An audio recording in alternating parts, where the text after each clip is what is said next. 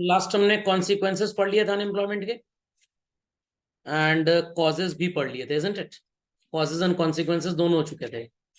M I correct to this? Causes कर चुके थे कि नहीं हम? हाँ, कॉजेस हो चुके थे, I remember, yes, got it got it.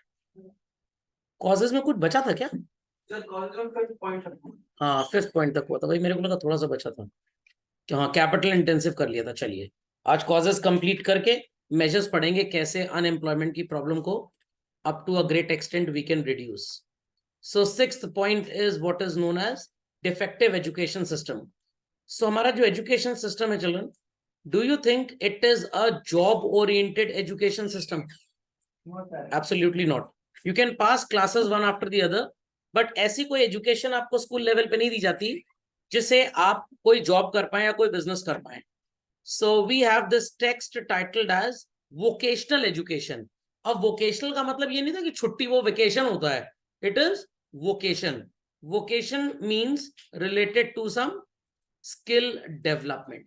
मैंने आपसे हब्स की बात की थी, अगर आपको याद हो 2 लेक्चर पहले, that central government has instructed every CBSE school to launch 2 skill development programs, जिसमें 30 स्टूडेंट्स का इंटेक होगा। और वो जो स्कूल के बच्चे होंगे उनके लिए भी हो सकता है, बट जो अनप्रिविलेज क्लास से आते हैं उनको आपको प्रायोरिटी देनी है, ताकि उनके अंदर ऐसी कोई स्किल ले डाउन करें जिससे वो जॉब करने के लिए, कोई बिजनेस करने के लिए सो कॉल्ड बन जाए। And children, clerk, lower level executive, government servants और टेक्नोक्रेट्स वगैरह। तो अगर एजुकेशन सिस्टम की मैं बात करूं यहाँ पे, even children, can we say that 100% MBAs are employed in the country और 100% BTechs are employed in the country? Is it so? No, only 10, 15, 20% have employable skills. बाकी तो सिर्फ किताब पास करके एग्जाम लिखना जानते हैं। एग्जाम तो पास कर लिया बट अकल से एकदम पैदल। व्हाई इज इट सो? क्योंकि एग्जाम भी रट के पास कर लिया है। खोपड़े में बात गई। Inadequate employment planning, what does this mean? Low priority has been given to employment objectives in the 5-year plans. 5-year plan में ये तो लिख दिया कि employment level बढ़ाना है, बट कैसे बढ़ेगा? आपने शायद एक पोर्टल है चिल्ड्रन, naukri.com, सुना है इसके बारे में? Yes, sir. Very good. monster.com के बारे में भी सुना होगा? Yes, sir. They are online job application portals. आप 18 ईयर्स क्रॉस कर चुके हैं, एज अगर यू पोजेस सम टेक्निकल और any type of academic degree, आप अपना CV बायोडेटा इस पे अपलोड कर दीजिए and you will get calls from the employer, जो भी प्रोस्पेक्टिव एम्प्लॉयर होगा। वैसे ही गवर्नमेंट ने चिल्ड्रन इंडिया में in every district has set up what is called as employment exchanges. कौन से एक्सचेंजेस? Employment exchange. आप अपना नाम यहां पे लिखवा दीजिए, अगले जन्म तक हो सकता है कॉल आ जाए। लोग यूपीएससी की तैयारी करते हैं चिल्ड्रन। एनीबडी नोज कि यूपीएससी में कितनी सीट्स हैं लगभग? Sir, 1000. नहीं भाई, 1000 कहां से हो जाएंगी? अप्रोक्सीमेटली 425 सीट्स हैं चिल्ड्रन, Sir, वो सब मिला के ना. एंड 1 मिलियन पीपल, अराउंड 9 से 10 लाख लोग अपीयर करते हैं। अब जरा आप सिलेक्शन रेट देख लीजिए कितना है।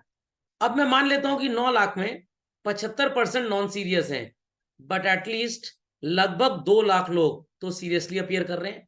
इन 2 लाख में से 425 का ही फाइनल सिलेक्शन होना है। अब ऐसा तो नहीं है कि बाकी एकदम बेकार होंगे, दे आर ऑल्सो इंटेलिजेंट। अब गवर्नमेंट ने स्टेप्स उठाए हैं कि इन लोगों का एक वैलिड रजिस्ट्रेशन होगा पोर्टल पे। जितने सेलेक्ट होगा यूपीएससी में, IAS, IPS, IFS and so on, ढेर सारे केडर्स होते हैं ना, ढेर सारी रैंक्स होती हैं। उसके बाद जितने बचे जिन्होंने मेंस और प्री और मेंस क्वालिफाई कर लिया बट इंटरव्यू नहीं कर पाए, उनको कॉर्पोरेट्स में जॉब मिलेगा, because corporates also need good brain. I repeat, they also need good brain. And it is not necessarily कि जो IIT से है वही गुड ब्रेन है, दूसरे भी होते हैं। अब IIT से भी हम किसी को हायर करेंगे तो भाई उसको ट्रेनिंग देनी पड़ेगी, और ये भी at least graduation post graduation complete कर चुके हैं, क्योंकि ग्रेजुएशन से पहले तो आप यूपीएससी का एग्जाम दे ही नहीं सकते। 3rd year appearing candidates can give, जो ग्रेजुएशन 3rd ईयर में है। एंड मेजोरिटी केसेस में पीजी करने के बाद ही लोग इस पे ट्राई करते हैं, क्योंकि syllabus is very very very vast. अब अनपढ़ ये भी नहीं है, तो इन लोगों को गवर्नमेंट ने बोला कि भाई हम तो आपको रिक्रूट नहीं कर पा रहे हैं, आप कॉर्पोरेट्स में रिक्रूटमेंट लीजिए। अब कॉर्पोरेट्स को इनका डेटा कहां से मिलेगा? तो यूपीएससी की जो वेबसाइट है वो डेटा कॉर्पोरेट्स के साथ शेयर करेगी। दे विल होल्ड इंटरव्यूज, और जिनको जॉब नहीं मिला सिविल सर्विसेज में, they can join the corporate. ये एडिक्वेट प्रॉपर एम्प्लॉयमेंट प्लानिंग की बात हुई। बट ये प्लानिंग पिछले 2-3 साल से स्टार्ट हुई है. Prior to that there was no such type of planning in the country. समझ में आई बात? लाइक आपने देखा होगा आपके स्कूल में जो टीचर्स हैं, हो सकता है 20 साल पहले, 10 साल पहले, 15 साल पहले वो वहीं पढ़ते थे और अब उनको वहीं पे जॉब मिल गया. हो सकता है स्कूल ने अपनी ब्रांच को एक्सपैंड किया, कोई बहुत ही वेल क्वालिफाइड स्टूडेंट अपने ही स्कूल का आ गया तो स्कूल ने उसी को जॉब दे दिया. तो employment planning is very very very necessary. Plan में ये सब तो लिख दिया, एम्प्लॉयमेंट लेवल बढ़ाना है, ये करना है, वो करना है, बट कैसे वो होगा इसका कोई भी जिक्र किया ही नहीं गया. So planning in India has not been employment oriented. The wage rate policy and appropriate policy with regard to technique have not been seriously used, children. अगर मैं आपसे बोलूं अनपेड वर्ड का मतलब क्या होता है या अंडरपेड वर्ड का क्या मतलब होता है, आई hope so everybody understands this. Do you think children कि इंडिया में प्राइवेट स्कूल्स में हर स्कूल में प्रॉपर सैलरी जो गवर्नमेंट नॉर्म्स के हिसाब से देनी चाहिए लोग देते हैं? नहीं देते. इवन यूनिवर्सिटीज और डिग्री कॉलेजेस में they are being exploited and other areas also they are being exploited. क्यों? क्योंकि जो हमारा वेज पॉलिसी है, workman compensation act, minimum wages act, जिसमें गवर्नमेंट ने लिखा है कि कितनी मिनिमम वेज होनी चाहिए, मेजॉरिटी इंप्लॉयर सिर्फ उतनी ही वेजेस देता है, क्योंकि उसको पता है उससे कम देंगे तो कोर्ट कचहरी करने चला जाएगा और उससे ऊपर पे कोर्ट कचहरी जाएगा ही नहीं, तो उसकी एफिशिएंसी लेवल भी ऑटोमेटिकली डाउन हो जाएगा. So people understood in adequate employment planning का क्या मतलब है. वीक मैन पावर प्लानिंग, जितने लोगों की रिक्वायरमेंट है इधर we hire more than that, तो कौन सा अनएम्प्लॉयमेंट होता है children? Disguised unemployment. And many a time it happens कि जितने लोगों की रिक्वायरमेंट है आपने उससे कम लोग रखे हैं, तो ऑब्वियस सी बात है the output level will also go down and as a result ज्यादा लोग अगर आ गए तो ज्यादा के पास काम तो नहीं है, तो वो दूसरे की एफिशिएंसी को भी किल कर रहे हैं. क्योंकि किसी भी फैक्ट्री में 10 people are required and we have recruited 16, तो भाई हमें तो पेमेंट इन 16 लोग का करना है और वो पेमेंट इन 10 का ही होगा जो 16 में बटेगा. तो these 10 proper skilled employees will be underpaid or actually or optimally paid? They are underpaid. Optimally मतलब ठीक पेमेंट जितना होना चाहिए उतना नहीं हो रहा. अंडरपेड मतलब 10 का पैसा कितने में बढ़ जा रहा है? 16 में. तो everybody would be getting less money, तो ऑटोमेटिकली काम भी नहीं करेंगे फिर लोग. So manpower planning refers to proper balancing between manpower needs in various fields. Like doctors की इंडिया में बहुत कमी है, बट बच्चों आज के हमारे इंडिया में इंजीनियर्स की कमी है? No, flooded. तो गवर्नमेंट को कुछ ऐसा करना चाहिए जिससे लोगों तक ये बात पहुंचे कि भाई अगले 10 साल में ग्रेजुएशन स्टूडेंट ने पास कर लिया या ग्रेजुएशन 3rd ईयर में है, तो अगले 10 इयर्स का एक एस्टिमेशन हो, how many doctors are required, how many engineers, how many marketing professionals, how many management students are required. तो बच्चे अपना प्रोफेशन उस हिसाब से चूज कर सकते हैं. Got it? There have been significant imbalance. क्यों imbalance है? रीजन यही है कि बच्चे ने M.Com की पढ़ाई कर ली, बच्चे ने MBA की पढ़ाई कर ली, बट MBA जो उसने पढ़ा उसने सिंपल मार्केटिंग पढ़ी है, उसको डिजिटल मार्केटिंग के बारे में कुछ भी नहीं पता. क्या ये एम्प्लॉयबल है चिल्ड्रन? नो. जावा, .NET वगैरह वगैरह लैंग्वेजेस तो पढ़ ली, बट इसको कोडिंग करनी, ऐप बनाना प्ले स्टोर पे, iOS पे नहीं आता. क्या ऐसा बीटेक कंप्यूटर साइंस का इंजीनियर किसी काम का है? Absolutely not. MBBS कंप्लीट कर लिया, बट जो नई सर्जरीज आजकल आ रही है MS में, वो मान लीजिए कुछ प्राइवेट कॉलेजेस में तो सिखाई जाती हैं, ओल्ड गवर्नमेंट कॉलेजेस घिसे पिटे मेडिकल वाले, वहां पे सब सिखाई नहीं जाता. क्या इस डॉक्टर को एम्प्लॉयमेंट मिलेगा? बिल्कुल भी नहीं मिलेगा. Fundamental logic is clear. Failure to develop projects providing large employment. क्या इंडिया में डैम्स का कंस्ट्रक्शन बहुत फ्रीक्वेंट होता है children? No. Electricity distribution power house, क्या इसका कंस्ट्रक्शन इंडिया में बहुत फ्रीक्वेंटली होता है? Absolutely not. वो बेचारे वर्कर्स फंसे हुए हैं, 8-10 दिन से उनको नहीं निकाल पा रहे. सुरंग एक जगह धस गई ना, चाइना होता तो शायद 48 घंटे में निकाल लेते, क्योंकि इनके पास बातें बड़ी बड़ी हैं और काम करने वाले आदमी कम है. So plans have not been developed in developing flood control, drainage. Maharashtra में आपने मुंबई का नाम तो सुना होगा children. Many a time it happens कि लोग बारिश के टाइम पे 5-5, 6-6 घंटा जाम में फंसे रहते हैं और वापस घर चले आते हैं और ऑफिस भी नहीं जा पाते. क्यों मुंबई में वाटर लॉगिंग का इतना प्रॉब्लम है चिल्ड्रन? ड्रेनेज का वहां प्रॉब्लम है.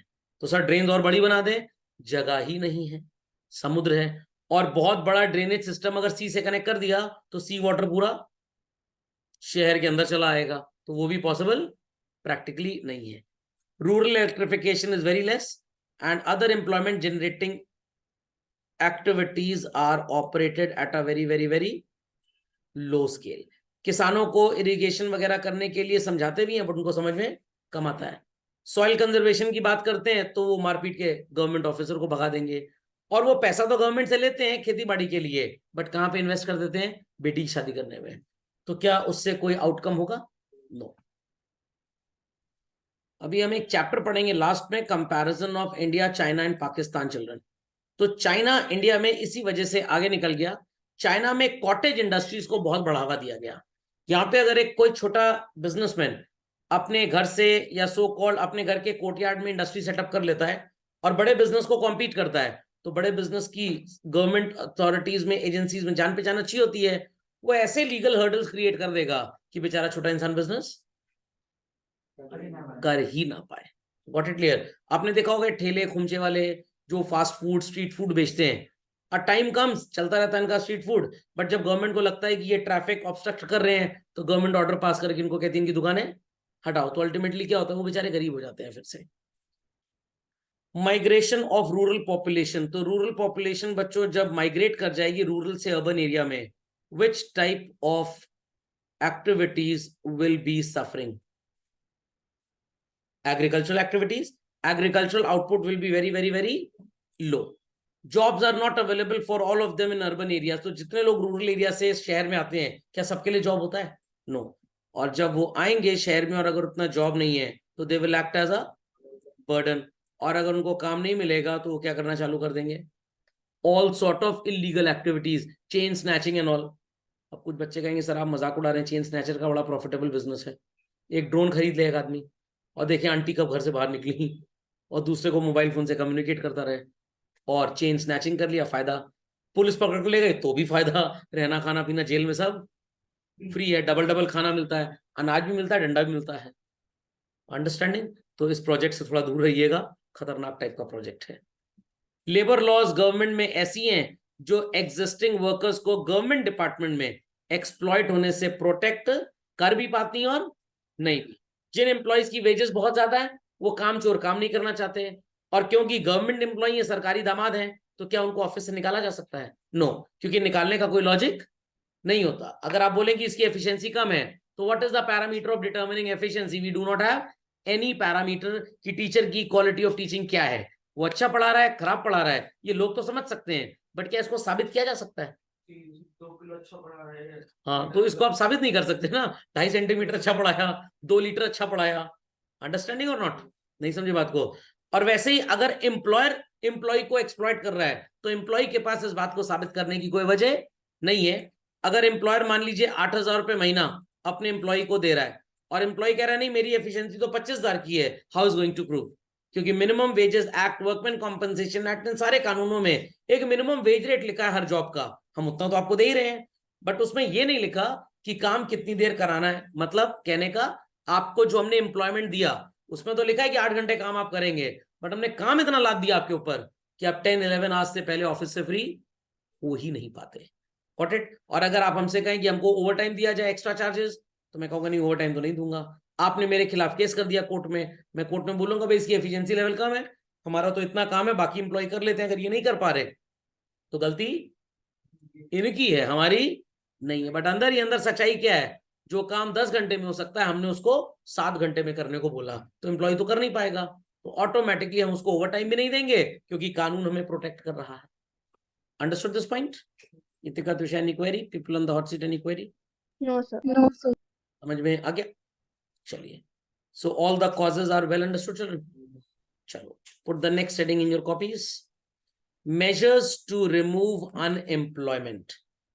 इसमें आप एक चीज और लिख लेंगे बच्चों, also refer previous chapter. Why? Because previous chapter में आपको ढेर सारे प्रोग्राम्स, मनरेगा अगर आपको याद हो, और उसके बाद वो जवाहर रोजगार योजना, प्रधानमंत्री आवास योजना अनएम्प्लॉयमेंट में नहीं आएगा ना, Awas Yojana is meant for housing, आवास मतलब हाँ पॉवर्टी हटाने के लिए तो काम आएगा। हाँ, तो जो उसमें एम्प्लॉयमेंट प्रोग्राम्स है बस वो आपको पढ़ने हैं, सारे नहीं पढ़ने, सिर्फ एम्प्लॉयमेंट। उसमें एक जनधन योजना भी था, फाइनेंशियल इंक्लूजन के तहत सारे लोगों का बैंक अकाउंट हो, वो थोड़ा आएगा एम्प्लॉयमेंट के अंदर। फिर उसमें एक प्रधानमंत्री इंश्योरेंस भी था 12 रुपए वाला, जो आपको मैंने बताया था, गरीब लोगों का भारत सरकार देती है, और जो अब पॉवर्टी लाइन है हम और आप, ये हमारे बैंक अकाउंट से 12 रुपए कट जाते हैं। 2 लाख रुपए आफ्टर डेथ घर वालों को मिलेगा, बहुत खुश हो जाएंगे। चलो चौथे और 13वीं में काम आएगा, और जो बच गया उसकी एफडी करा देंगे, हर साल बरसी में काम आएगा। समझ में आ गया? तो ये बात क्लियर हो गई। मेजर्स टू रिमूव अनएम्प्लॉयमेंट में उस चैप्टर से क्या क्या लेना आपको, वैसे वहां से कुछ नहीं भी लेते तो यहाँ पे भी चीजें मिल जाएंगी। सो भाई अनएम्प्लॉयमेंट रिड्यूस करेंगे तो ऑब्वियस सी बात है पॉवर्टी भी बढ़ जाएगी, कम हो जाएगी। So there are many plans but we are more focused for government policy children. तो 5th 5 ईयर प्लान जो 1974 से 1979 तक चला बच्चों, उसमें ज्यादा एफर्ट किया गया हाउ टू रिड्यूस अनएम्प्लॉयमेंट। तो क्या सारे अनएम्प्लॉयड लोगों को नदी के सामने खड़ा करके गोली मार दें, ना रहेंगे लोग, ना रहेगा unemployment? Is it practically correct? Not at all. तो भाई गवर्नमेंट के क्या क्या प्लान्स हैं, let's see children. Early 1980s में गवर्नमेंट को रियलाइज हुआ कि जब तक कंट्री में एम्प्लॉयमेंट अपॉर्चुनिटी क्रिएट नहीं होगी तब तक ब्रेन ड्रेन भयंकर चलता रहेगा। लोग बाहर जाके डॉलर में कमाएंगे, जितना पेरेंट्स को जरूरत होगा उतना यहाँ भेज देंगे, बाकी पैसा कंट्री के बाहर ही रहेगा। So if most intelligent breed of the country goes out, will the country be able to progress? ठेंगा प्रोग्रेस होगी गवर्नमेंट की और सरकार की भी। सो गवर्नमेंट ने सबसे पहले सेल्फ एम्प्लॉयमेंट प्रोग्राम पे फोकस किया। सेल्फ एम्प्लॉयमेंट का मतलब हम आपको पैसे देंगे, आप खुद अपनी अकल लगाइए, क्योंकि सरकार के पास अकल नहीं है। तो यहाँ पे एनिमल हस्बेंड्री सुना से पहले, सारे एनिमल्स की शादी करा के उनके हस्बैंड बना दिए गए। What is the meaning of animal husbandry children?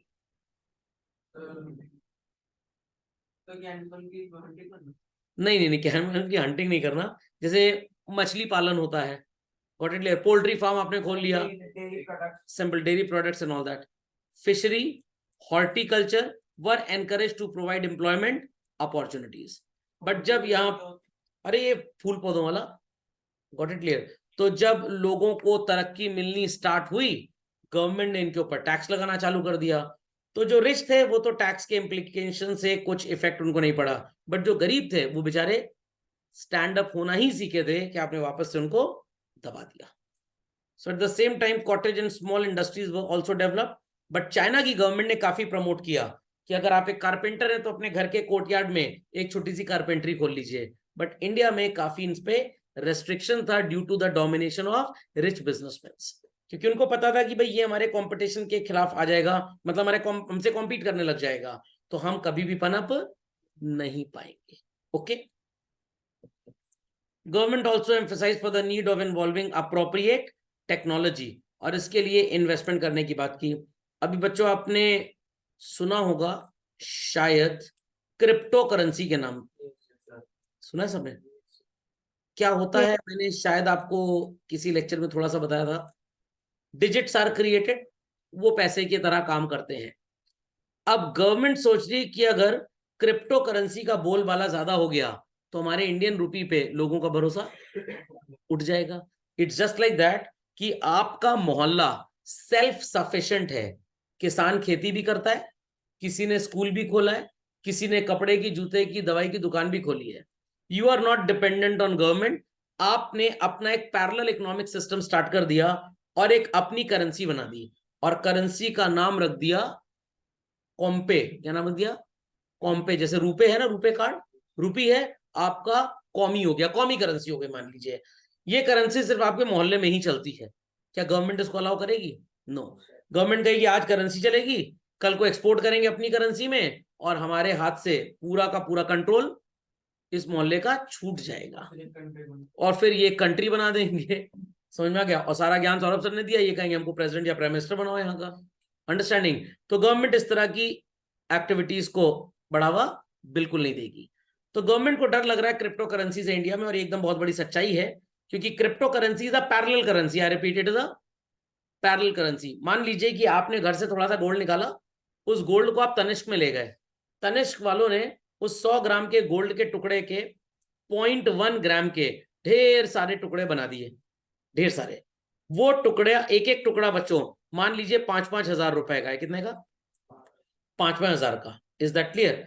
Let us से 0.9 ग्राम का एक टुकड़ा था और हर टुकड़ा कितने का है? 5,000 का। अब आपको क्या करना है? आप जनरल मर्चेंट की शॉप पे गए, आपने 5,000 रुपए का परचून का सामान खरीदा और उसको एक गोल्ड का छोटा सा कॉइन दे दिया। फिर आप पीवीआर सिनेमा मूवी देखने गए, वहां पे आपने मूवी देखी, पिज्जा वगैरह खाया, डिनर किया और वहां पे भी आपने एक कॉइन पकड़ा दिया। तो are you dealing in Indian currency? No. तो गवर्नमेंट का करेंसी का सिस्टम पूरा खत्म हो गया। क्या लोग गवर्नमेंट की बात मानेंगे? नो। क्या गवर्नमेंट का डोमिनेशन कंट्री पे रह जाएगा? नो। क्योंकि लोग किस में डील कर रहे हैं? ऐसी चीज में जिसपे गवर्नमेंट का कोई कंट्रोल है ही नहीं। You take it like this. ये मेरे पास एक प्लास्टिक का नजर आ रहा है सबको, कवर है। ये किस चीज का कवर है सर? ये HDMI केबल का कवर है।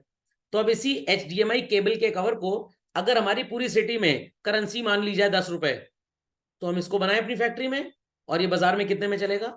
10-10 रुपए में। क्या हम गवर्नमेंट की बातें मानेंगे? विल वी बी कंट्रोल्ड और dominated by the government? No. Because हमारा भगवान क्या है? गांधी जी वाला कागज का टुकड़ा नहीं, मेरा बनाया हुआ प्लास्टिक का टुकड़ा। यही करेंसी हो गई। पहले सिक्के शेरशाह सूरी के टाइम पे कोई भी मिंटिंग करा लेता जाके। What it clear? तो गवर्नमेंट को लगा कि अगर हमने क्रिप्टो करेंसी को ज्यादा बढ़ावा दिया तो हमारी हैसियत खत्म हो जाएगी, कम नहीं हो जाएगी, पूरी खत्म हो जाएगी। लॉजिक समझ में आया कि नहीं आया? लाइक आप अपने पापा मम्मी की बातें क्यों मानते हैं? आप लोग मेरे को एक झूठा आंसर देंगे, सर वी रिस्पेक्ट देम। अरे आपको पता है उल्टा पुल्टा कुछ करेंगे तो घर से लात मार के बाहर निकाल दिए जाएंगे। तो you are being dominated only by their wealth. You are being dominated only by their wealth. ये सच्चाई है बेसिकली। खोपड़े में बात गई, ये एक कटु सत्य है। अब अल्टीमेटली अगर क्रिप्टो करेंसी का बोलबाला इंडिया में ज्यादा हो गया तो लोग गवर्नमेंट की सुनेंगे ही नहीं। इसीलिए गवर्नमेंट ने इसको रेस्ट्रिक्ट करने के लिए बोला कि अगर आप बिटकॉइन वगैरह खरीद के बेचते हैं और पैसा कमाते हैं, कितना टैक्स देना पड़ेगा? 30%। कितना? 30%। अब एक कहानी बताता हूं आपको। मान लीजिए आपने 1 लाख रुपए का बिटकॉइन खरीदा 5-6 साल पहले और आज 15 लाख में बेच रहे हैं, तो 14 लाख पे 30% नहीं देना पड़ेगा। कुछ केसेस में पूरे 15 लाख पे ही आपको 30% देना है। इतना ज्यादा टैक्स क्यों है? क्योंकि हम नहीं चाहते कि every person indulges in these type of speculative gambling activities. इस पर इनकम टैक्स भी तो देगी। इस पे वही 30% का इनकम टैक्स ही तो है। प्लस अगर आप क्रिप्टो करेंसी में डील नहीं करते, आप याद है ना सबको मेरा क्रिप्टो वाला लेक्चर? नहीं तो चलिए एक बार फिर से ले लूंगा अगले लेक्चर पे, बस रिमाइंड करा दीजिएगा मेरे को। अगर आप क्रिप्टो करेंसी में तो डील नहीं करते, बट आप ऐसे कंप्यूटर डिवाइसेस, ऐसे प्रोसेसिंग यूनिट्स बनाते हैं जिस पे क्रिप्टो करेंसी के कोड वर्ड्स क्रिएट होंगे, उसकी परचेज सेल पे भी योर टैक्स रेट इज 30%। क्यों गवर्नमेंट इतना टैक्स चार्ज कर रही है? बिकॉज गवर्नमेंट को पता है कि भाई जब आप इतना कमा रहे हो तो हमें भी थोड़ा सा हाथ धुलवा दो कम से कम गंगा जी में। तो सिर्फ और सिर्फ रेस्ट्रिक्शन के लिए काम किया जा रहा है ताकि ना लोग इसमें इतना ज्यादा इन्वॉल्व हो जाए। Is that understood well? So government ने स्ट्रैटेजी फॉर्मुलेट की एम्प्लॉयमेंट की, एंड ये वर्केबल शॉर्ट टर्म में थी, लॉन्ग टर्म में थी ही नहीं। So many people are going to have self-employment in the country rather than wage employment. Many railway stations are there in India, children, जहां पे टीटी का जॉब तो मिलता है, but you are not a government employee, you are a private employee. हो सकता है वो रेलवे स्टेशन अडानी या अंबानी ऑपरेट कर रहे हो। खोपड़े में बात जा रही है। तो आपको तो लग रहा है कि आप एक सरकारी एम्प्लॉई हैं, रियलिटी में आप गवर्नमेंट एम्प्लॉई है नहीं। और प्राइवेट एम्प्लॉयर क्या आपको बहुत अच्छे पैसे देगा? नो। उसको सिर्फ यही पता है, ई फॉर एक्सप्लॉयटर। व्हाट?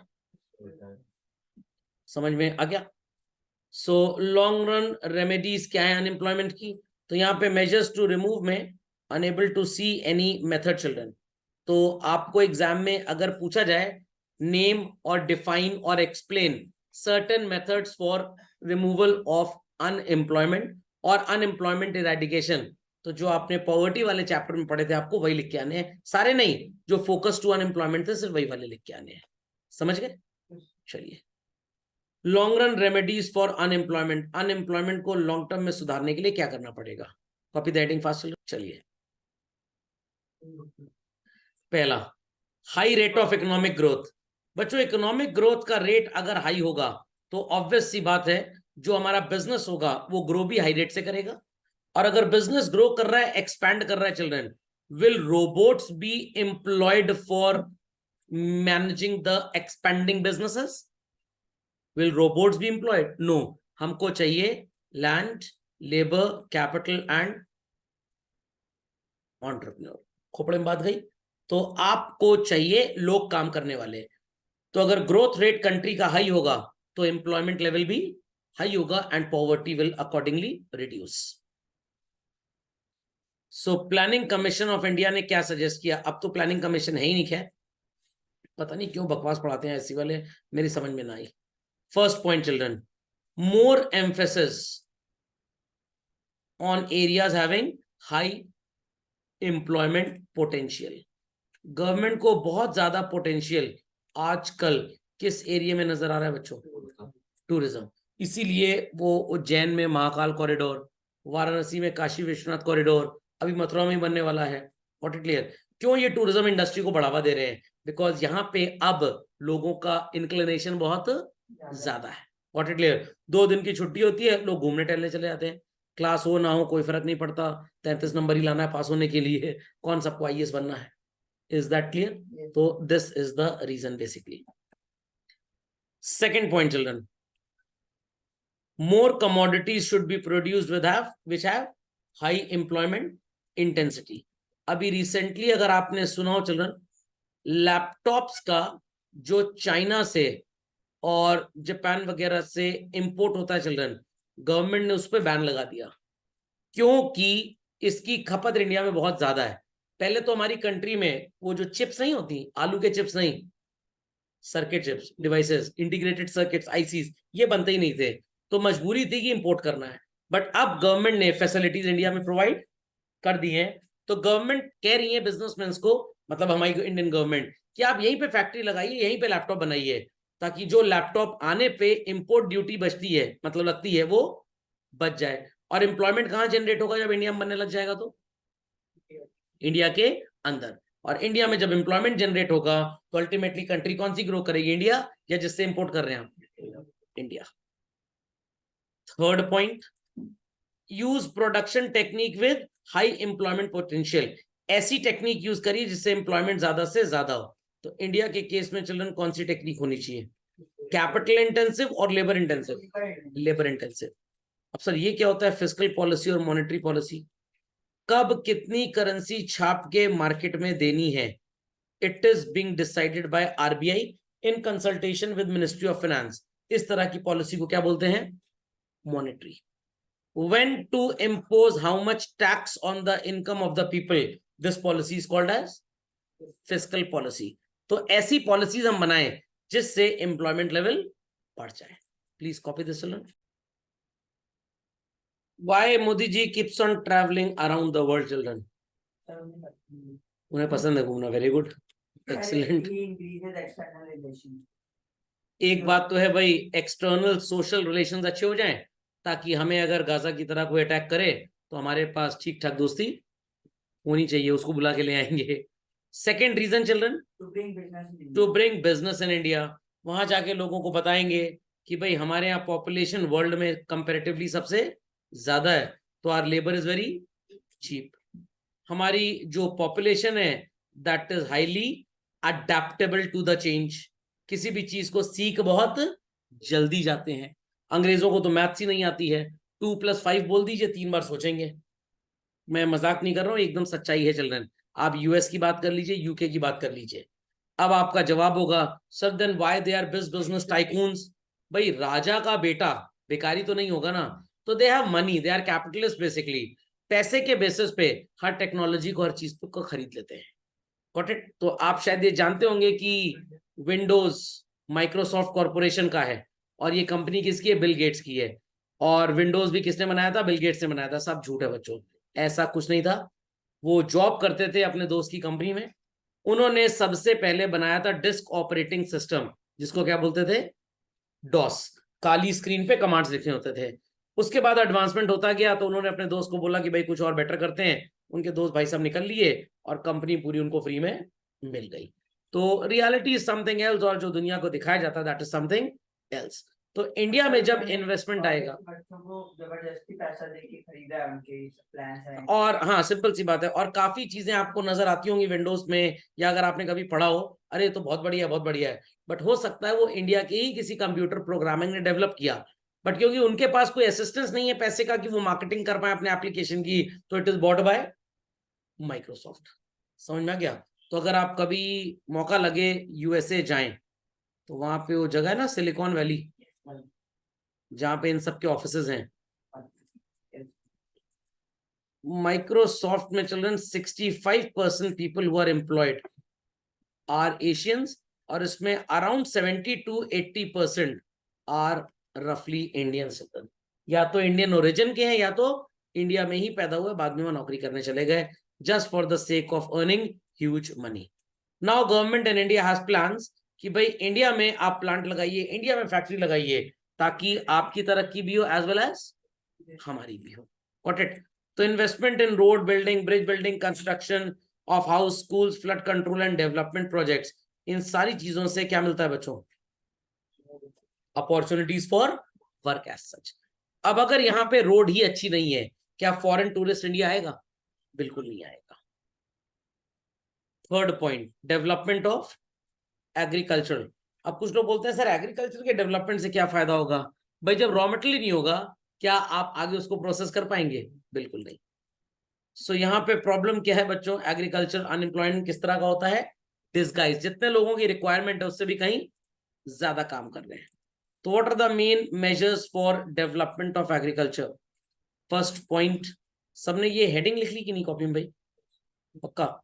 चलिए, तो थर्ड पॉइंट में सबसे पहले लिखा है considerable scope for raising employment in certain regions, high yielding variety of crops. तो आपने सुना होगा, आपने शायद बच्चों मशरूम की खेती भी सुनी होगी। क्या मशरूम फार्मिंग के लिए बहुत बड़ा सा खेत चाहिए? आंसर, मशरूम फार्मिंग के लिए बहुत बड़ा खेत चाहिए? नो, कोई बहुत बड़ा खेत नहीं चाहिए, छोटे से कमरे में भी आप मशरूम की खेती कर सकते हैं। Again a self employment programme. So Andhra Pradesh, Bihar, MP, Odisha, Tamil Nadu and UP as well as West Bengal, यहाँ पे जो एग्रीकल्चरल आउटपुट है वो बहुत ही ज्यादा स्लो है। Can anybody answer me the reason? Techniques are old, government support के लिए पैसा देती है, मैंने आपको पहले बताया, बेटी की शादी में उसको खर्च कर देंगे, और थोड़े मेहनती टाइप के काम है और कामचोर टाइप के ज्यादा है। हाँ, और जो नहीं, लैंड तो है, बट लैंड का जो साइज है वो इतना ज्यादा नहीं है कि कमर्शियल फार्मिंग की जा सके। कहने का मतलब density of population is very high, density of population is very high. High value and highly labor intensive crops, vegetables and fruits should be encouraged. What is the price of apple, children? चलिए 120 रुपी kg। और potato का price अगर मैं पूछूं तो क्या है? 100 रुपए किलो? हाँ 100 का नहीं, 100 का 5 का इतना भी सस्ता नहीं मिलता। 40 रुपी kg चिल्ड्रन। तो जितने में 3 किलो पोटेटो आएगा उतने में एप्पल से 1 किलो आएगा। तो if your area under cultivation is capable of growing expensive output crop children, क्या आपको सस्ता घटिया आलू, बैंगन, मूली उगाना चाहिए? बिल्कुल भी नहीं। लेकिन उगता ही नहीं, वो लिमिटेड है। हाँ, हर जगह नहीं उगता। Animal husbandry and fishery should be developed. Fishery मतलब मछली पालन। सर इससे क्या करेंगे? भाई एक तो एक्वेरियम फिश होती है और एक वो खाने पीने वाली होती है, और सर नदी में वो तो जंगली फिश होती है। तो आप एक्वेरियम फिश का बिजनेस कर सकते हैं, which requires more of people and less of machine. Rural development project children, irrigation project होता है गांव में, drainage, construction of rural roads। तो जब रूरल रोड्स वगैरह का कंस्ट्रक्शन होगा, क्या लोगों को हम शहर से ट्रैक्टर पे बैठा के ले जाएंगे लेबर बनाने के लिए?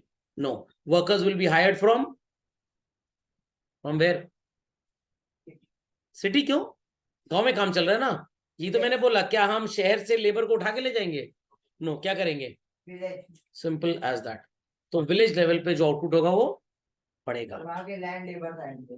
Landless labourers, use of labour intensive technology, ये मैंने आपको भी पहले ही बता दिया था। कंट्री की पॉपुलेशन अगर ज्यादा है तो लेबर इंटेंसिव वर्केबल है, कैपिटल इंटेंसिव नहीं है। And efforts need to be directed for development of social services such as education, housing and health. अब मैक्सिमम लेबर्स गांव में दवाई वगैरह तो ठीक से मिलती नहीं है, ना अच्छे स्कूल्स होते हैं, तो क्या गांव में बच्चे जो इंटेलिजेंट हैं भी अच्छी पढ़ाई कर पा रहे हैं? नहीं कर पा रहे। क्यों नहीं कर पा रहे अच्छी पढ़ाई? स्कूल ही नहीं अच्छे हैं। सिंपल एज दैट, क्योंकि उनके पास अच्छे स्कूल्स है ही नहीं।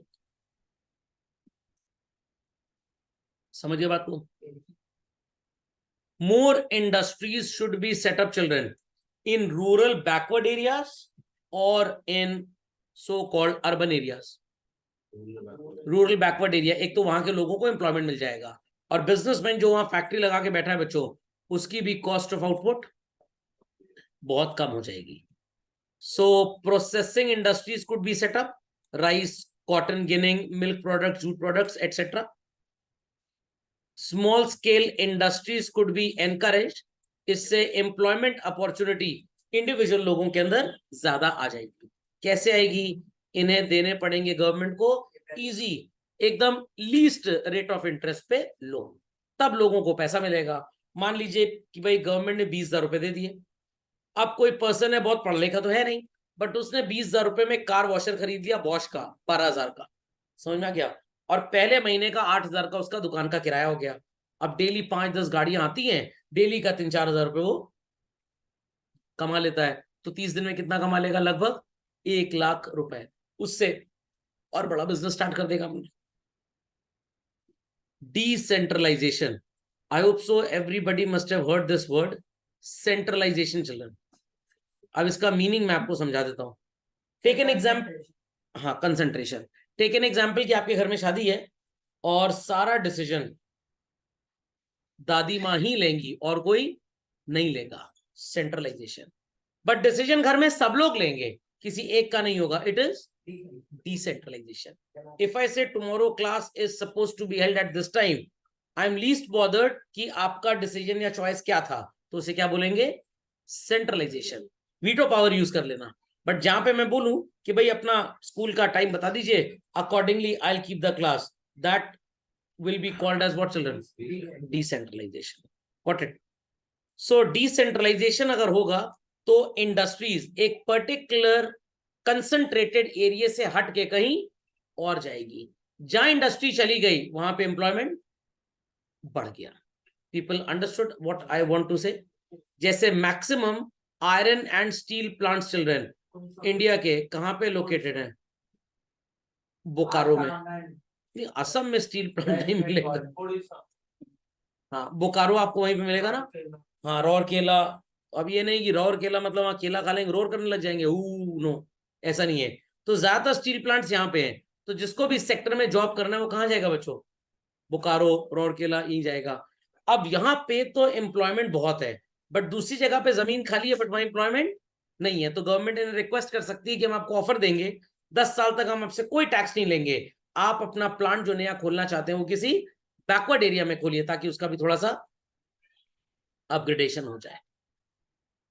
Encouraging low level capital intensive technique. High level capital intensive technique अगर होगी चिल्ड्रन, तो it is more of machines and less of labour. But अगर कैपिटल इंटेंसिव पे ज्यादा फोकस नहीं है, तो मशीनें सिर्फ उतनी लाएंगे जिससे लेबर का काम और आसान हो जाए, लेबर का रिप्लेसमेंट हमें बिल्कुल भी नहीं चाहिए। Got it? तो इन 4 पॉइंट्स को जरा सब लोग, 4 है 3 है, हाँ 4 है, फर्स्ट कहां गया? हाँ, 4 पॉइंट्स को चिल्ड्रन हेडिंग वाइज कॉपी कर लीजिए। First is processing industry, second is encouraging small scale industry, copy fast. First is processing industry इस पॉइंट के अंदर, दैट इज पॉइंट नंबर 4 के अंदर में। Second is encouraging small scale industries, third is decentralization, and fourth is encouraging low capital intensive technique। इसमें मैं Prayagraj city का आपको एक एग्जांपल देता हूं जो डिसेंट्रलाइजेशन से काफी इफेक्टेड है। हमारे प्रयागराज में एक फेमस शॉप है मिठाई की सिविल लाइंस में, नेम्ड एज कामधेनु स्वीट्स। पहले एक ही दुकान हुआ करती थी, जिसको भी खरीदना पड़ता था वो main centre of the city है, वहीं जाना पड़ता था। But now they have opened numerous outlets in Allahabad. 4-5 outlet तो मैंने ही इनके देखे हैं। Why did this so? कि एक पर्टिकुलर एक्स मोहल्ले से अगर कस्टमर हमारे पास नहीं आ रहा या बहुत कम आ रहा है, और वो कह रहा है कि भाई हमारे मोहल्ले में अगर आप दुकान खोल लें तो मेरे लिए इजी हो जाएगा, तो जब इन्होंने रिसर्च किया इनको पता लगा यस दूसरे मोहल्ले में 100 लोग हैं जो एवरेज हमारे यहाँ डेली आना चाहते हैं, हमारे मेन सेंटर में उसमें सिर्फ 20 आ पा रहे हैं, बाकी 80 तो आ ही नहीं रहे। तो अगर ये दुकान उनके मोहल्ले में ही खुल जाए, व्हाट विल हैपन, पूरे 100 की क्लाइंटेल मिलेगी। Same is the case in India children with HDFC bank. इनका बस चले तो आपके घर में 2 ब्रांच खोल दें लोग, व्हाट इट क्लियर। हाँ, एम्प्लॉय के ऊपर गाज गिरती है, उसको अपने टारगेट पूरे करने हैं, बट HDFC की branch basically it is estimated her 4-5 kilometre के अंदर आपको मिल जाएगी, ज्यादा भटकना नहीं पड़ेगा। तो which type of policy do they apply children? Decentralisation. एक जगह कलेक्टेड या कंसेंट्रेटेड नहीं है, they are having their shops at an number of places. Got it? सबने लिखे दोनों point? Moving ahead children. Creation of self employment opportunity, पहले ही मैंने आपको बता दिया, सरकार कह रही भैया अपना अपना समझ लो, हमसे कोई लेना देना नहीं है। Employment for educated unemployed. तो एजुकेटेड अनएम्प्लॉयड ज्यादा खतरनाक होता है बच्चों, या अनएजुकेटेड अनएम्प्लॉयड ज्यादा खतरनाक होता है? हाँ, टेररिस्ट बन सकता है, तुम मत बन जाना। सो एजुकेटेड अनएम्प्लॉयमेंट रूरल एरियाज में रिसेंटली आया है, क्यों? क्योंकि रूरल एरिया में बच्चे एग्जाम तो पास कर जाते हैं, आई रिपीट चिल्ड्रन, एग्जाम पास कर जाते हैं, बट अकल उनके अंदर एक ढेले की भी नहीं होती है। What it clear? तो एग्जाम तो नकल मार के पास कर लिया, गांव वगैरह में खूब नकल होती है पेपर में, बोर्ड एग्जाम में भी, तो they are educated but they are not employed. Who is going to do man power planning? काम गवर्नमेंट का है, हर प्राइवेट सेक्टर में चिल्ड्रन ह्यूमन रिसोर्स डिपार्टमेंट होता है, जिसको HR डिपार्टमेंट बोलते हैं। ये डिसाइड करता है कि किस नए ऑफिस की ब्रांच में कितने लोगों की रिक्वायरमेंट है, और वहां से वो लोग हमको मिलेंगे या नहीं मिलेंगे। Understood everybody? सो बैलेंस करना पड़ेगा आपको डिमांड और सप्लाई के बीच में। नीडेड 100 पीपल, अवेलेबल है सिर्फ 90, तो लेस अवेलेबिलिटी है कि ज्यादा अवेलेबिलिटी है? लेस। शॉर्टेज है मार्केट में कि सरप्लस है? शॉर्टेज है। शॉर्टेज है, 100 लोग काम के लिए अवेलेबल है, सप्लाई 100 की है, but we need how many? 90। तो शॉर्टेज है कि सरप्लस है? Surplus people are there. नहीं, डिस्गाइज्ड अनएम्प्लॉयमेंट तो तब होगा जब हम पूरे 100 को ले जाएंगे, हमको तो 90 चाहिए, तो remaining 10 would be lying unemployed, इनके पास कोई काम नहीं होगा, क्योंकि गलती थी हमारी मैन पावर प्लानिंग में। सो गवर्नमेंट कुछ एजेंसीज को यूज करती है, अभी हमने एम्प्लॉयमेंट एक्सचेंज का नाम लिया था ना, और इनसे पता लगवाती कि भैया किस सेक्टर में कितने लोगों की रिक्वायरमेंट है। NEP नाम तो सुना ही होगा बच्चों, what is the full form of NEP? Very good, new education policy. अभी तक वो चलता था ना, क्या कहते हैं, स्ट्रीम, साइंस स्ट्रीम है, कॉमर्स स्ट्रीम है, ह्यूमैनिटीज है, फ्लेक्सिबिलिटी आ गई। बट मैं आपको सच्चाई बताता हूँ, फ्लेक्सिबिलिटी आ गई। इंग्लिश पढ़िए एक लैंग्वेज, एक हिंदी पढ़ लीजिए, 2 लैंग्वेज कंपलसरी होने वाली है इसमें, कुछ साल में भी आ जाएगा। You can study physics, you can study economics physics के साथ, you can study chemistry and you can study accountancy. मतलब सर, मतलब बड़ा क्लियर है भाई, आप कोई भी सब्जेक्ट 2 लैंग्वेजेस के साथ अपने मन के पढ़ सकते हैं, कोई भी 4, तो 2 लैंग्वेजेस प्लस 4 सब्जेक्ट, टोटल कितने हो गए बच्चों? 6 सब्जेक्ट तो आपको पढ़ना ही पढ़ना है, 6 सब्जेक्ट पढ़ना ही पढ़ना है। अब बच्चे कहेंगे सर अगर ये पढ़ लिया, ना हम BSc करने लायक होंगे, ना हम BCom करने लायक होंगे, ना BA करने लायक। ऐसा नहीं है, जब स्कूल इस सिस्टम को लॉन्च करेंगे तो यूनिवर्सिटीज भी अकॉर्डिंगली चेंज करेंगी। क्या सारे MBA IIM से, सारे इंजीनियर्स IIT से चलन जॉब ही करते हैं? नो, काफियों के बहुत बड़े बड़े बिजनेसेस भी होते हैं। तो IIT जाके इंजीनियरिंग तो सीखी, बट स्किल इतनी डेवलप हो गई कि उस इंजीनियरिंग से एक नया बिजनेस डिसीजन निकल आया। मेरे दिमाग में परसों नरसों एक आइडिया आया, एकदम आप बीती केस स्टडी सुना रहा हूं चिल्ड्रन, एकदम आप बीती, ध्यान से सुनिएगा। गांधी जी का बर्थडे कब पड़ता है बच्चों? 2 अक्टूबर 2023 को एक ट्रेन का टिकट मैंने रिजर्व कराया। Travelling is proposed somewhere in the month of February। समझ में आ गया? अक्टूबर, नवंबर, दिसंबर, जनवरी, फरवरी, मतलब फेब स्टार्ट, वो 120 डेज का रिजर्वेशन होता है ना, तो रफली speaking how many months? 4 months. AC 2 tier में टिकट था, डेस्टिनेशन पे जाने का भी और डेस्टिनेशन से आने का भी। लगभग ये टिकट था 9,500 रुपए का। मेरे को मैसेज आया अभी अराउंड 4-5-6 दिन पहले, so and so train number is cancelled. 3 दिन बाद फिर मैसेज आया, so and so train number is cancelled. मैंने कहा पता नहीं मेरे को रेलवे वाले पागल हो चुके हैं, क्यों मैसेज भेज रहे हैं। फिर मैंने कहा एक बार क्रॉस चेक करें, तो देखा जिस ट्रेन का टिकट कराया था वही कैंसिल हो गई, विंटर टाइमिंग्स की वजह से। From December till February it is cancelled. तो भाई रेलवे ने मेरे को पैसे तो दे दिए, पैसे दे दिए, मैंने कैंसिलेशन अप्लाई किया तो कुछ कटा नहीं, पूरा पैसा आ गया। अब ये तो चलिए कोई ज्यादा बात नहीं है, 1 महीने का मेरा इंटरेस्ट लॉस हुआ कि नहीं हुआ चल रहा। अक्टूबर में पैसा कटा था, मिला अभी 2-3 दिन पहले। 1 महीना क्या, लगभग 1.5-2 महीना मान लीजिए। ऐसे ही अगर 2 अक्टूबर को आपने टिकट कराया और आपको 2 फरवरी को ट्रैवल करना है children, how many months prior you have paid the money to the railways? 4 months. Had this money been kept into bank and the ticket would have been bought on 1st Feb 24 children, ये 9,500 रुपए पे FD का rate of interest मान लीजिए 7% भी है, तो 4 महीने का कम से कम आपको इंटरेस्ट मिलता। बट आपका पैसा कहां पे लग गया? टिकट खरीदने में। किसके पास ये पैसा पड़ा है? इंडियन रेलवेज के पास। इंटरेस्ट लॉस किसको हुआ? आपको। अपनी आपने जर्नी तो नहीं की ना, जर्नी कब करेंगे? फरवरी में। टिकट कब करा लिया? अक्टूबर में। 4 महीने आपका पैसा कहां पे पड़ा हुआ है? Simple as that. तो ये जो आपका लॉस है, आई होप सो इसको सब लोग कैलकुलेट कर सकते हैं। 4 1 4 3 12, let's calculate. 9,500 into 7 into 4 upon 100 into 12, लगभग बच्चों 222 रुपए का इंटरेस्ट डैमेज है। कितना? 222। ये मैं अपनी बात बता रहा हूं, अपनी बात। नहीं नहीं, मैं क्या कहना चाह रहा हूं, मेरी बात तो सुनिए, ये मेरी बात है। ऐसे इंडिया में 1 करोड़ लोग होंगे मान लीजिए, गवर्नमेंट के पास सो कॉल्ड हमारे सबके पैसे पड़े हैं।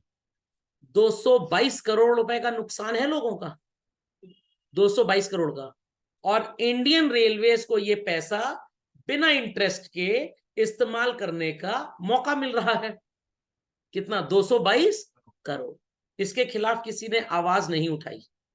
मैं आवाज उठाने वाला हूं, एक एक्शन रिसर्च करने वाला हूं इसके ऊपर। तो सिस्टम आना चाहिए कि जिस भी XYZ पर्सन को टिकट कराना है, वो अपने बैंक के थ्रू इंडियन रेलवेज को एक कमिटेड सो कॉल्ड इंस्ट्रक्शन दे दे कि मनी बैंक में रखा हुआ है, और इंडियन रेलवेज चिल्ड्रन क्या करेगा? कंफर्मेशन ले लेगा बैंक से कि भाई 9,500 रुपए मिस्टर सो एंड सो के अकाउंट में क्या कर दो? फ्रीज कर दो। तो अगर किसी के अकाउंट में मान लीजिए 25,000 रुपए हैं, तो 9,500 फ्रीज होंगे। फ्रीज का मतलब पैसा अकाउंट के अंदर ही रहेगा, बट विड्रॉ करने की परमिशन नहीं होगी। एक कंप्यूटर में इंस्ट्रक्शन डाल देंगे कि इस पैसे को लॉक कर दिया जाए। अब सर जाए रेलवे स्टेशन पहले टिकट कराने की, पहले इनको दें। गूगल पे से जब आप पैसा करेंगे तो गूगल वालों को भी बीच में आना पड़ेगा और उनको पूछना पड़ेगा इमीडिएट पेमेंट और pay later and freeze the account. तो 9,500 का फ्रीज लगेगा अकाउंट पे, और आपके पास विड्रॉ करने को सिर्फ और सिर्फ कितना बैलेंस होगा? 16,500। बट आपको बैंक फरवरी तक इंटरेस्ट कितने पैसे में देता रहेगा? पूरे 25,000 रुपए। 9,500 रुपए आपके अकाउंट में फ्रीज करके अलग से रख लिया जाएगा। जिस दिन डेट ऑफ जर्नी होती है उस दिन अगर आप टिकट कैंसिल कराएं तो आपको कितने पैसे मिलते हैं? 0।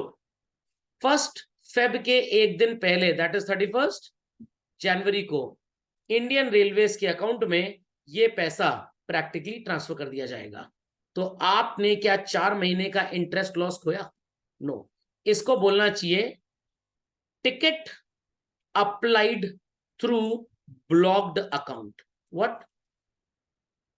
Ticket blocked through, sorry, ticket applied through blocked account. जब तक बैंक पैसा दे नहीं देता इंडियन रेलवेज को, तब तक आपके खाते में पैसा रहेगा, बट आप विड्रॉ नहीं कर सकते। नहीं तो पता लगा आप भाग गए, उधर टिकट भी आपके पास है, फोकट में ट्रैवल कर लिए फिर तो तब तक ये आपकी लाइबिलिटी है। तो इसको बोलते हैं तबला अप्रोच। कौन सा approach? Tabla, ticket applied through bank liability approach. ये चीज हमारी कंट्री में स्टॉक मार्केट में आई, जिसको आसबा बोलते हैं। क्या बोलते हैं चलन? Application supported by blocked amount. मैंने 2 अक्टूबर को किसी कंपनी के शेयर्स के लिए अप्लाई किया, मेरा पैसा मेरे बैंक अकाउंट से कट गया। ये ईयर 2001 के पहले चलता था ऐसे, अब नहीं चलता ऐसा। मेरा पैसा कट गया और 15 दिन बाद कंपनी कह रही है सॉरी आपको शेयर नहीं मिले, अपना पैसा वापस ले लीजिए। कितने दिन का इंटरेस्ट लॉस हुआ? 15 डेज का। लोगों ने आवाज उठाई, रिसर्चेस हुई इसके ऊपर, तो बोला ये गया कि आप अप्लाई करिए, बैंक आपका पैसा आपको विड्रॉ नहीं करने देगा, ब्लॉक कर देगा। बैंक आपका पैसा ब्लॉक कर देगा। अगर कंपनी कंफर्मेशन देगी कि सौरभ सर को शेयर मिलने हैं तो पैसा मूव होगा, वरना वो इंटरेस्ट अर्न करता रहेगा। वही तबला अप्रोच रेलवे टिकटिंग में होनी चाहिए। आप फ्रीज कर लीजिए हमारा अकाउंट, हमको निकालने की परमिशन मत दीजिए अनटिल अनलेस हम टिकट कैंसिल ना कराएं। समझ में आ गया? एटलीस्ट इस पैसे पे हमें इंटरेस्ट मिलता रहेगा। समझ में आया कि नहीं? तो अभी एक व्हाइट पेपर लिखने जा रहा हूँ इसके ऊपर, लेट्स सी कितनी कामयाबी मिलती है। क्या हुआ? हाँ, आईपीओ में ऐसे ही होता है। तो ये टेक्निक अभी पिछले हफ्ते मेरे दिमाग में आई जब मेरा टिकट कैंसिल हुआ, और प्लस 235-40 रुपए जो गूगल ने प्रोसेसिंग चार्ज काटा था दलिदर, वो भी चला गया मेरा पैसा। अब इंडियन रेलवेज कहेगा why we should pay money to you, Google कहेगा हमने तो पैसा ट्रांसफर किया उसकी सर्विस के लिए। तो अब यहाँ पे मैं ऑब्जेक्शन करूंगा, एक मेल करने वाला हूँ IRCTC को, भाई अपना पेमेंट गेटवे आप लेके आइए पहले। तो समझ में आई बात कि नहीं? और आपके टिकट उसी गेटवे से ही हो और दूसरे से ना हो, ये भी कहानी नहीं और बनता सर सर। उनका कनेक्शन बैंक से होगा तो इसमें ये सब अकाउंट्स को बीच में नहीं आना पड़ेगा। हाँ। जीपे, पोस्ट पे, ये सब ये तो अभी खत्म ही होने वाला है, ये कुछ साल की कहानी है। ये जब से डिजिटल करेंसी आ जाएगी, आ गई है वैसे, जब और इसका इंप्रूवमेंट हो जाएगा तो जीपे पे कहानी 2-4 साल की है बस। उसके बाद ये बुढ़िया बिस्तर समेट के वापस अपने घर, फिर ये इंडिया के लिए काम करेंगे एज सच। समझ में आ गया? डिजिटल पेमेंट की यही है चीज करना। नहीं, this is not digital payment, this is electronic payment. Digital payment में मेरे बैंक में अगर 500 रुपए पड़ा है तो एक वॉलेट होगा, मैं उसमें से 100 रुपए वॉलेट में डाल लूंगा। जैसे घर की तिजोरी में 1 लाख रुपए पड़ा है, आप मार्केट जाते हैं 10,000 रुपए लेके, तो 1 लाख में 10,000 अपनी जेब में रखते हैं ना। तो वैसे मेरे बैंक अकाउंट में अगर 10,000 है और मेरे को शॉपिंग करनी है, पेमेंट करना है, तो मैं 10,000 में से 2,000 रुपए वॉलेट में डाल दूंगा। फिर सब्जी वाले के यहाँ सब्जी खरीदी, मैं उससे कहूंगा भैया अपना नंबर बताओ या QR कोड बताओ, उसके QR कोड पे मोबाइल का कैमरा लगाऊंगा, एंटर दबाऊंगा, वो नोट उड़ के उसके मोबाइल में चला जाएगा और मोबाइल में नोट ही नजर आएगा। What it this is actually digital rupee. Paytm wallet जैसा होता है, पेटीएम बैंक अकाउंट जैसे होता है ऐसे। जी पे, हाँ, डायरेक्ट बैंक से कटता है, इसलिए तो फ्रॉड बढ़ता है। आप जब किसी को पेमेंट करते हैं तो आपका data over the internet read किया जाता है, ट्रैवल किया जाता है, वहीं से हैकिंग होती है। डिजिटल रुपी जब से आ जाएगा ये भी खत्म हो जाएगा। Okay, end to end encryption रहेगा इसके अंदर। तबला टेक्निक समझ गए सब लोग? चलिए, सो एजुकेशनल रिफॉर्म्स, ऐसी एजुकेशन दीजिए कि हमारे बच्चे तबला वबला बनाना सीख जाए कम से कम, जैसे ही बताया था।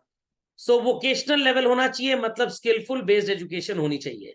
या बैंकिंग पढ़ाता है, कॉमर्स का टीचर कह रहा है 6 पॉइंट लिखे हैं, 4 रट लो, 3 नंबर का आएगा एग्जाम में। क्या बाकी 2 बैंकिंग के थे नहीं, या पढ़ने के लिए इंपॉर्टेंट नहीं थे? What a nuisance.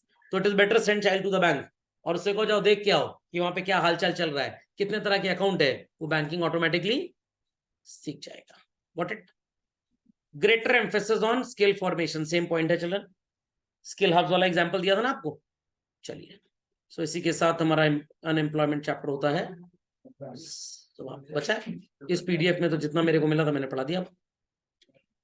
क्या बचा है? एक टॉपिक और, क्या था एक topic? Full employment, concept of full employment. अच्छा, चलिए, तो लोग सो के PDF भेजते हैं, what can I do in that case? ये पिछले वही पिछले चैप्टर में पढ़े थे। सेम है, वो सेम ही होंगे, बट कोई बात नहीं, कर लेंगे अगले टर्म पे। आपने कहा कि पीछे आके पढ़ लो, आगे दिए जवाहर ग्राम, पर यहाँ थोड़े और सेगमेंटेड प्रॉपर्ली दिए। चलिए, next lecture will take them up, okay. Mahatma Gandhi, प्रधानमंत्री।